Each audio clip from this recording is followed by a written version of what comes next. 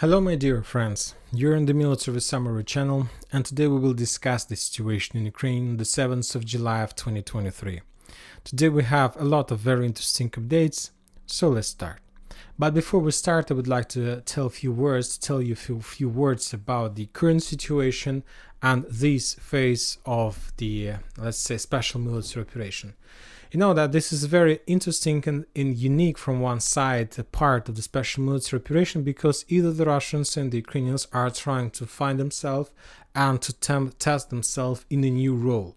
From new perspective, they're testing something new that they haven't tested since the beginning and haven't seen from their side since the beginning of the special military operation.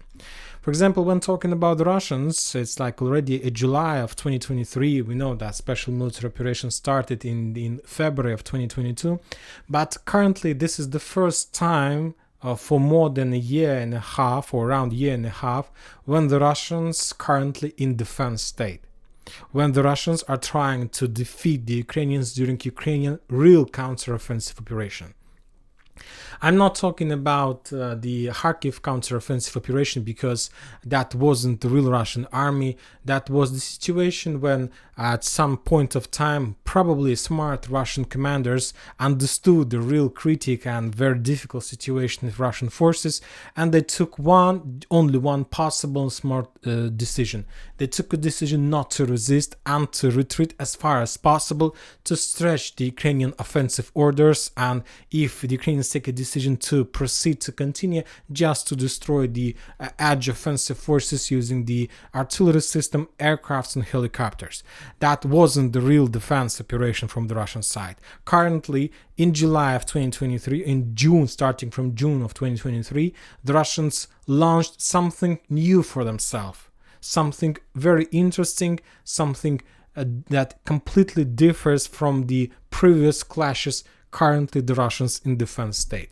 And the same situation we can say about the Ukrainians. For the first time since the beginning of the special military operation, the Ukrainians launched the first offensive operation. This is their first offensive operation, real offensive operation, not the offensive operation when they were attacking in the same area, let's say in Kharkiv, when the Russians hadn't prepared the trenches at all, and it was just so easy. If you remember, during 2 weeks of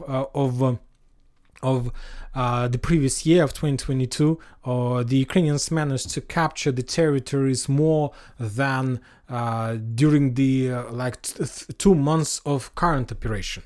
We're not talking about Kherson, because it was something like in the middle between offensive operation and defense operation, because from one side the Ukrainians were attacking, but the main purpose of those attacks were to force the Russians to accumulate their reserves in Kherson. There was just small attacks and so on. Main clashes took place in a month in a completely different area. So something new is happening currently on Orekhov, on the South Donetsk and Zaporozhye area, and also in the vicinity of Avdiivka. Of course, we can judge the Ukrainians for big losses from their side, and we can do this because they were trying to prepare themselves, but anyway, they started these operations completely unprepared. We can judge maybe the Russians because we expect the Russian counteroffensive, because any offensive operation, if offensive operation is unsuccessful, any unsuccessful offensive operation completes with one thing, with counter-offensive operation from defense side, but we still haven't seen this operation, so maybe that means that maybe the Ukrainian offensive is not so unsuccessful as we can see in the open source.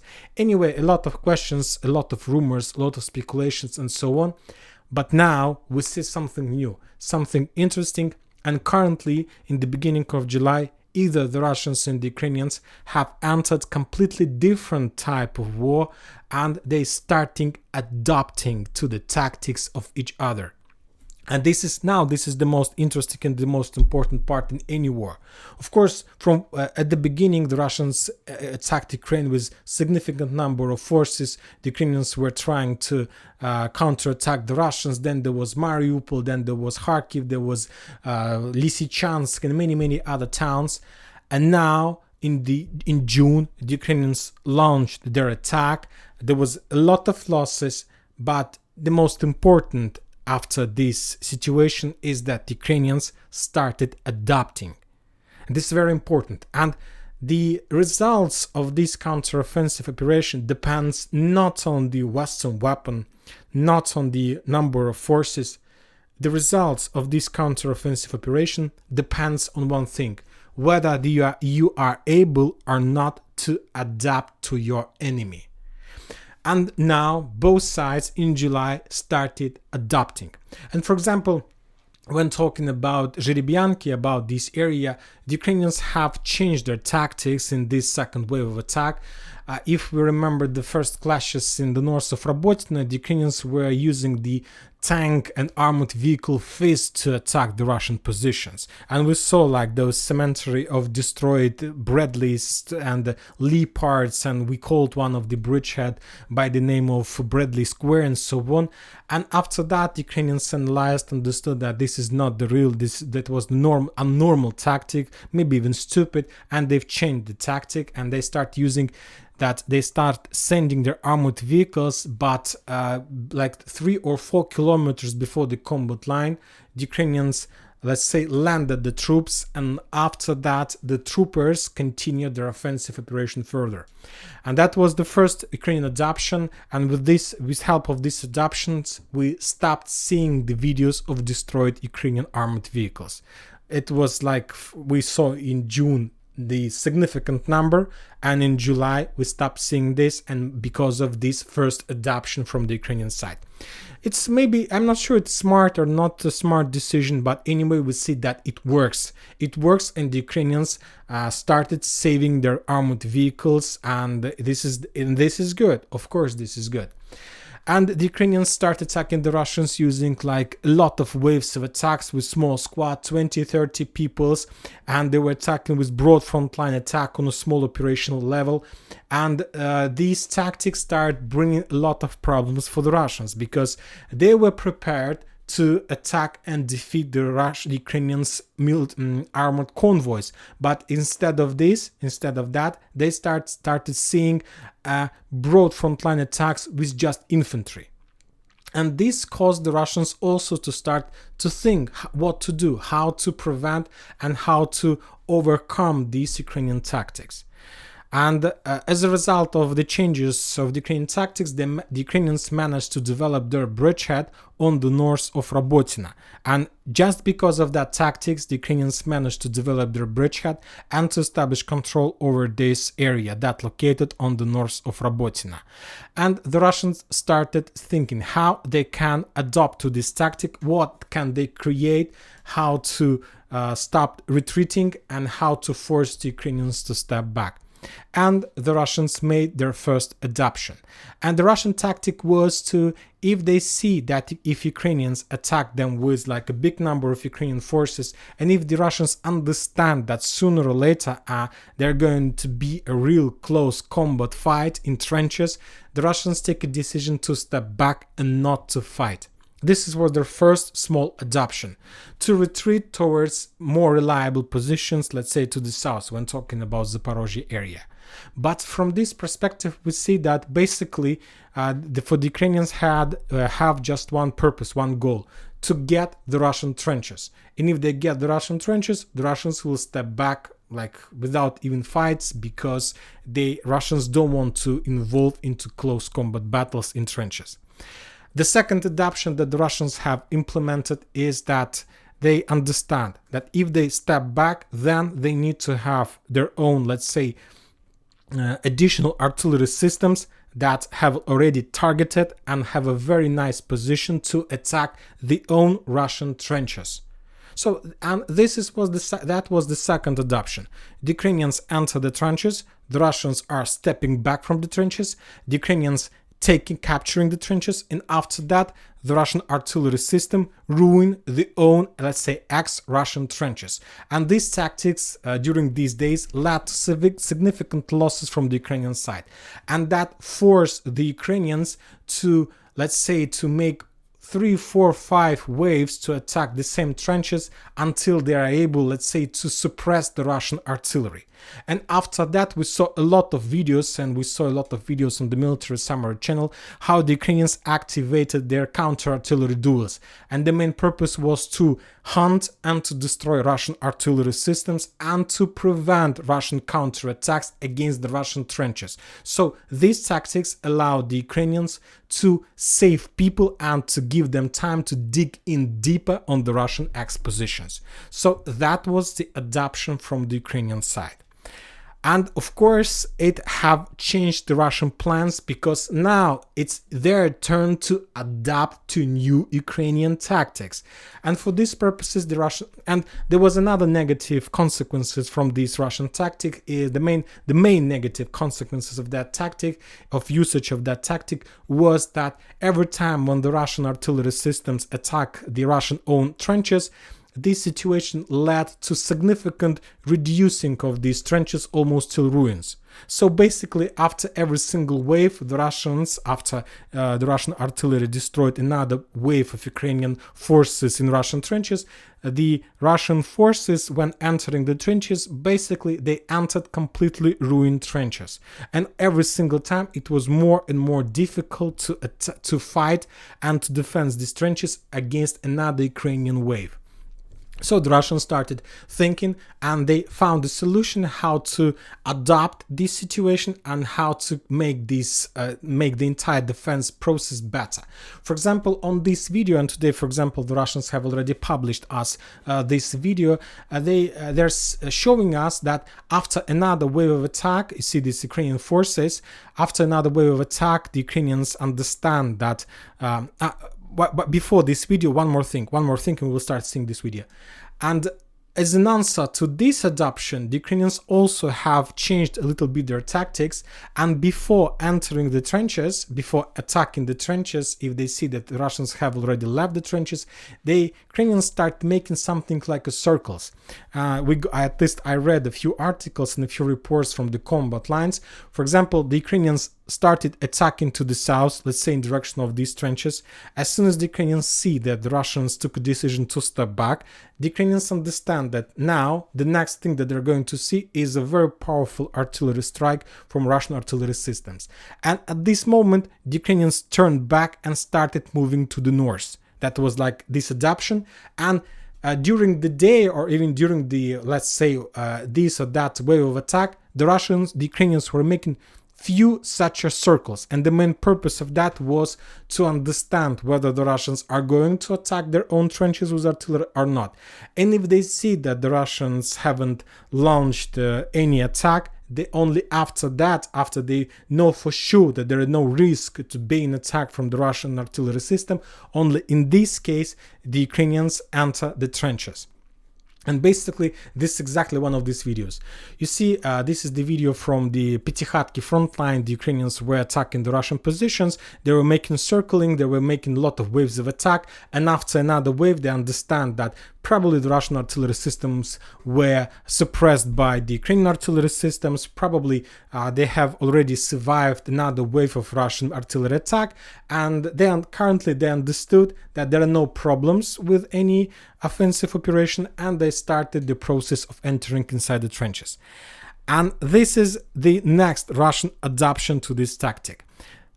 Because of that fact, as we discussed, during the artillery attacks, the Russians can destroy their own trenches. The Russians took a decision to mine the trenches before leaving of any trenches. So basically on this video we see how some platoon of Ukrainians entered the trenches, and as soon as the Russians realized that these or that trenches are captured by the Ukrainians, they just detonated the explosion inside of the trenches, and according to the author of this video, the entire platoon of Ukrainian forces was destroyed using these tactics. So as you can see, the parties are trying to adopt, and currently this is not the war of vehicles, of soldiers, of weapons. Currently, we're entering the most important, the most interesting part of the special military operation. We're entering the part of war of brains. Who has the better brains, who has a better logic or better solutions, this side is going to win. So currently it's the brain war. Yes, we see on the ground the war between soldiers and tanks, but basically this is the war between, let's say, Russian brains and the Western brains involving the Ukrainian brains as well. So something like this. Another video we got from the eastern part of Zherebyanki. On this video we see how the Russians were sending tanks to counterattack the Ukrainian forces who were trying to encircle and to attack Zherebyanki from the eastern side, and the Ukrainians, as you can see, Russian tank moved to the edge position, and basically he was destroyed probably by the javelin of the Ukrainian side, and the Ukrainians were attacking this javelin somewhere from the north from this forest, and the Russians lost that tank. For now, still, the Ukrainians haven't captured Zherebyanki, and there are still very fierce fightings on this bridgehead. Now we are moving to Rabotina. We haven't received any updates for today about this bridgehead. Probably the Ukrainians continue their regrouping, and probably the Ukrainians continue their adapting to new tactics that the Russians use, and they try to find the solution, how to enter Rabotina, how to capture this bridgehead, how to prevent and how to save as much as possible forces after another Russian artillery attack, and what to do next. How to win some time and what to do next. The Russians reported that as a result of counter-artillery duels, they managed to destroy the ammo depot of 44th Brigade, and this brigade is located here, this 44th Brigade. And also the Russians reported they destroyed another aircraft Su-25 in the vicinity of Adarivka, this settlement. When talking about the eastern flank of Orekhov bridgehead, the Russians reported that they destroy and attack bomb positions of 106th Territory Defense Brigade, and also the Russians destroyed another Ukrainian howitzer M777. On this video we can see the result of drone attack. But anyway, in comparison with the previous days, we see a small operational pause, and as soon as the Ukrainians managed to develop the bridgehead on the north of Rabotina, currently they've stopped, and maybe they wait a better time, a better momentum to continue their offensive operation. The same story we can say about Vremivka tactical bridgehead. The most fierce clashes and the most strongest clashes taking place in the square between Livadne, Novodarivka, Rovnopol and Priyutina, current, let's say Stepova. This is the strongest and the heaviest bridgehead area, war battle area of clashes, and the Ukrainians are trying to attack Priyutina mainly from the north. They're starting movements somewhere in Livadne, and then along the forest line they try to attack in the western part of Priyutina. The Russians also counterattacks. They're moving, let's say, on the eastern part of Priyutina to the north as far as possible, and then also along the forest line to the west, and then in direction of Novodarivka.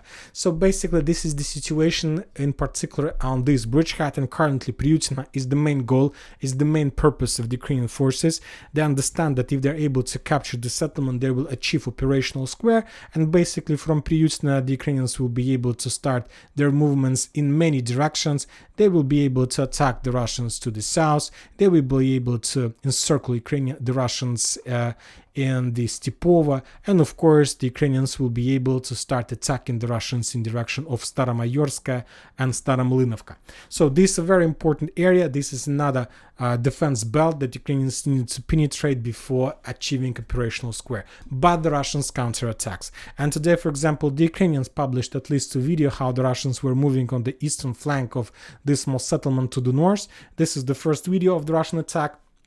But we see that the situation is very critical because the Ukrainians got very close. On this video we see at least that 3 tanks were sent to the north, and basically, as I understand, 2 of those tanks that were sent by the Russians got on the minefields. It's very difficult to understand whether the Russian tanks got on their own minefields, or maybe the Ukrainian commandos during the night managed to get as close as possible to this road and to mine this territory. But anyway, this is too close to Rabotina. There was also another video how the Russians managed to almost get Novodarivka, also using the tank fist, and they managed to get to Novodarivka during these days of Ukrainian counteroffensive operation, when we can say that the front line is very far from the settlement. But anyway, there are still clashes, and as in the previous videos, the Russians got maybe in artillery back or into minefields, and some of those tanks were destroyed. Basically, we see that there are still a lot of questions about this area. We still see that the Ukrainians don't have the 100% control over this settlement, and the Russians do have possibilities to counterattack. And also on this front line, we see another adoption, and currently we see that there are no combat like face-to-face. And this is another adoption that we start seeing during the special military operation, and we've started seeing this recently. So if the Ukrainians attack from the south, the Russians try attacks to the north. And if the Ukrainians attack from the north, the Russians will attack from the south. So the main purpose is to stretch the reserves and stretch the forces. And the usage of these tactics, and mainly on this part of special operation, the Russians were the side who currently use this tactic massively, helps the Russians to hold the front line as long as possible. The Ministry of Defense of Russian Federation reported that as a result of fierce fightings on the front line from Petikhatki to the South Donetsk area, the Ukrainians lost 200 soldiers, 7 armored vehicles and 4 artillery systems. As you can see, the level of losses has been increased in comparison with the previous day, but not so heavy as on the 5th of July when the Ukrainians lost 300 soldiers on the same front line. And another interesting video is that the Russians during these days managed to discover and to destroy the Ukrainian drone command center that was located in the settlement by the name of Velika Novoselovka.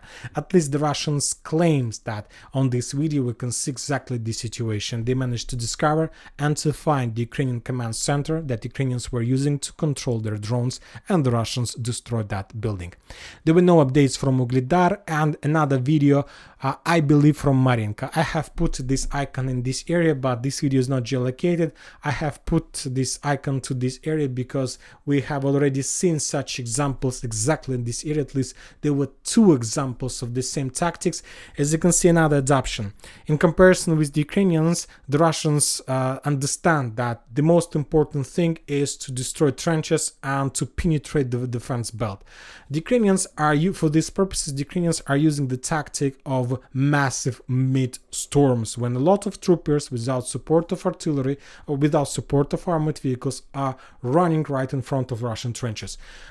It doesn't work because the Russians have a lot of weapons, and this tactic can lead to one situation when the Russians will be out of ammo and the next wave will capture the trenches because of the Russians are out of ammo.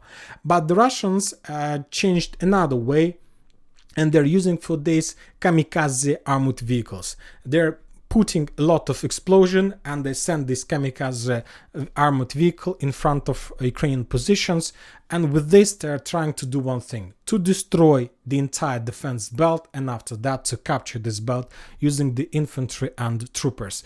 And when talking about this front line, this is the 3rd video from this area using this tactic, and at least during the previous 2 videos, the Russians every single time after another explosion were able to penetrate the defense belt and to capture another checkpoint, another stronghold of Ukrainians. We don't have any updates about the results of that attack, but some Ukrainian sources are saying that the Russians haven't managed to achieve anything. But anyway, even though during that attack the Russians were able to get the trenches line.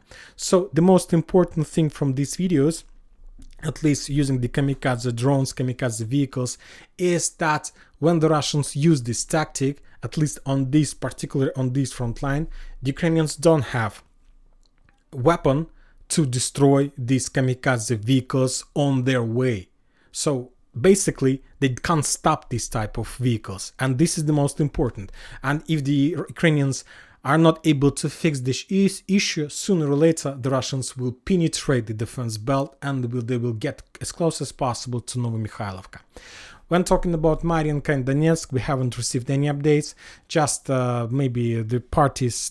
I believe that there are clashes. The Ministry of Defense of Russian Federation reported that they managed to repel at least 10 attacks in this area without any video confirmations. It's of course, we trust these numbers, but it's better to see and to understand that it really happened on the combat line during this or that day. The only thing that we got is that Ukrainians published the video how they bomb and shell the Krasnogorovka using drones, and basically the Ukrainians during the previous days, if you remember, managed to maintain the gray zone and to get as close as possible to these settlements like Veselaya and Krasnogorovka by capturing this defense belt. And currently they're doing one thing: they're trying to destroy Russian ammo depots, the positions of Russian forces, and after that they will launch a real counteroffensive. From the other side, we remember that these days the Russians are completely focused on taking these trenches, and they're trying to attack this area from two sides: from the north, from this small settlement Kamyanka, and from the east, from Krutaya Balka. For now, both sides, either the Russians and the Ukrainians, haven't achieved any success in these two operations, just the local achievements by maintaining the gray zone or something like this. Now we are getting to Artyomovsk. As you can see, when talking about this map, we see that there are mainly Ukrainian icons. We have received almost just updates from the Ukrainian side. They're not just positive for the Ukrainians, they're positive and negative from one side. We haven't received any updates from the Russian side, at least geolocated. And the only thing we know, according to the blogger Rybar, that the Russians during the previous night managed to return control over the western fortification from Klishevka. Every single trenches and area was recaptured by the Russians, and the Ukrainians were forced to step back. When talking about deployment map, we got the updates that currently the total offensive belt have created by the Ukrainians, have completed the process of creation, have completed. And basically we know that the forces of 3rd Assault Brigade Azov, of 18th Air Assault Brigade, of 22nd Mechanized newly created brigade, and 5th Assault Brigade and 24th Separate Assault Battalion Aidarov 5th Assault Brigade are the main forces who are currently trying to establish control over Klishevka. During the previous days, no matter the losses and no matter the operation and no matter that Ukrainians did have possibilities even to enter some fortifications, were defeated and were forced to step back towards the forest lines that located in the vicinity of Klishevka. The Ukrainians published another video that after unsuccessful attempts and after they were defeated, they started bombing and shelling this area. This is the geolocated area with one purpose: to get some time, to gain some time for regrouping and to prepare themselves before probably the final rush in this direction. Also, the Ukrainians started publishing the video from Klishevka itself, and basically in this video we see how the Ukrainians managed to attack and bomb using artillery system another Russian probably position of their forces and so on. We haven't received any numbers, maybe just a video showing us that Ukrainians do have possibility to attack and bomb this settlement. On the southern flank, where the forces of 24th Mechanized and 28th Mechanized Brigade operates, we got another video how the Ukrainians were trying to cross the channel between Zaryanovka and, let's say, New York-Toretsk agglomeration, and were trying to attack the Russians from the south in the same direction of Azaryanovka and Kurdyumovka. The Russians managed to discover this attack, managed to find the Ukrainian forces, and they took a very fast decision to bomb this territory using the FAB 500 air bomb. We haven't received any numbers about the losses, but I believe that nothing can survive after such artillery, after such aircraft bombing. The Ministry of Defense of Russian Federation reported that as a result of total clashes and fightings on this bridge, had the Ukrainians lost 420 soldiers. These losses includes the losses from Avdiivka Donetsk bridgehead and from Artyomovsk area as well. 420 losses. It's a battalion, including 14 armored vehicles, including 3 tanks. So during the previous day, the Ukrainians lost 1 battalion. So the level of losses is the same as the Ukrainians had during the storming process of Bakhmut.